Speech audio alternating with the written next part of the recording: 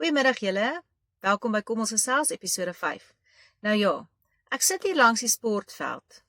Ek wonder wie van julle doen ook vanmiddag, Vrydagmiddag 2:50 en hier sit ons langs die sportveld.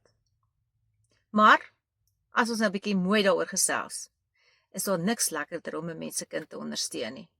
Nou ja, dit is amper so lekker soos om 'n paar splinternuwe tekkies aan te trek, 'n paar splinternuwe spierwit Adidas tekkies aan te trek en te dink, nou is jy so vinniger soos Usain Bolt.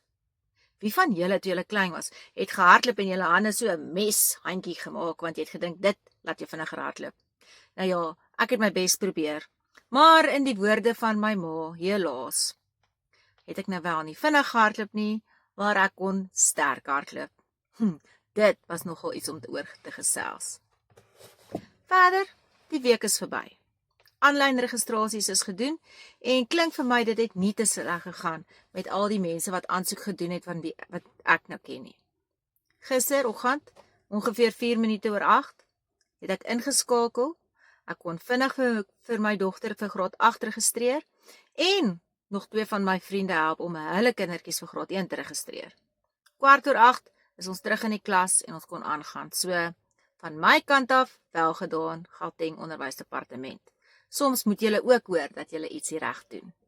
Nou ja, sterkte vir die naweek. Die van julle wat langs die sportveld sit, geniet dit. Die van julle wat op die sportveld sit en nie net sit nie, moet asseblief nie gaan sit op die sportveld nie.